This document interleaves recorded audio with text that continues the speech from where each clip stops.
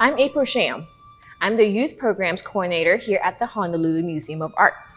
And today, I'm going to be sharing with you a printmaking activity that's similar to the traditional Kapa stamping.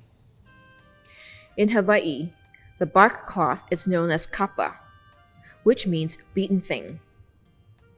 After harvesting the inner bark from the mulberry tree, a special wooden tool is then used to beat the fiber.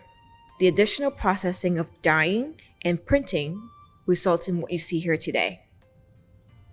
Traditionally, organic materials such as plant roots and flower blossom were used to make the different color pigments. These pigments were used to dye the entire piece of copper cloth or used as printing ink. A stamp would be carved from a piece of bamboo to print patterns onto the kapa. Kapa stamping is a form of relief printmaking. In relief printing, the ink is only applied to the raised surface of the stamp. Therefore, anything that's carved out will not get any ink, leaving a negative space and showing only the copper cloth. Instead of carving a bamboo stamp, we'll be creating our design using wooden craft sticks and sticky foam. Basically, these are jumbo-sized popsicle sticks, and this is a foam sheet with a sticky back. You also need ink pads, a Sharpie, a pair of scissors, and some paper to print on. These are supplies that you should be able to find at your local craft stores. Let's get started. Go ahead and grab your Sharpie and draw some shapes onto the sticky foam. You can try some organic shapes and maybe some geometric shapes. Okay. Now I'm ready to cut these out. Grab your scissors.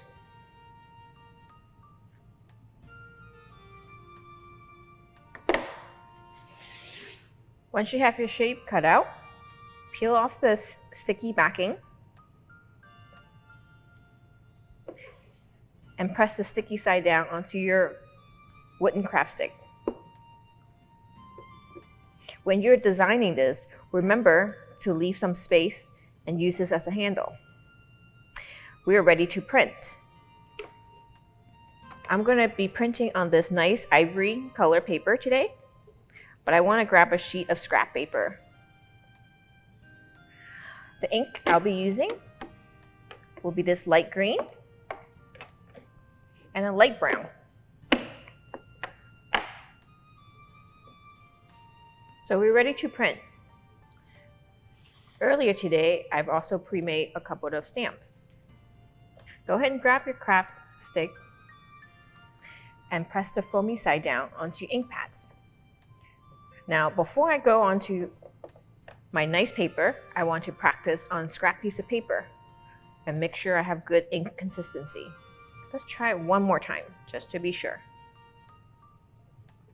That looks good.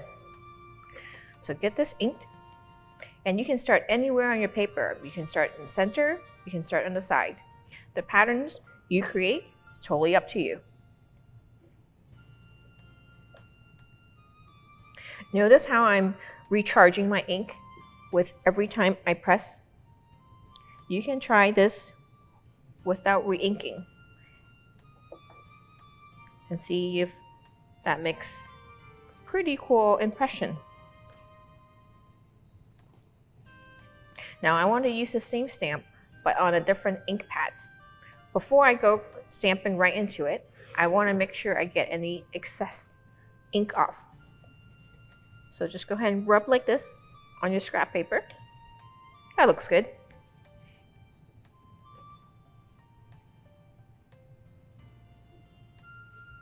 Let's bring in this geometric shape that I used earlier.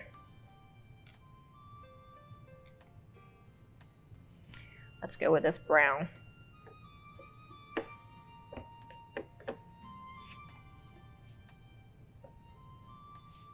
Again, anytime you want to switch your colors, you want to rub off any excess.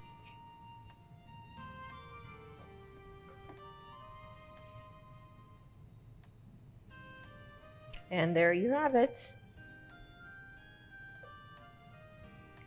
By using simple shapes, the patterns you create are endless.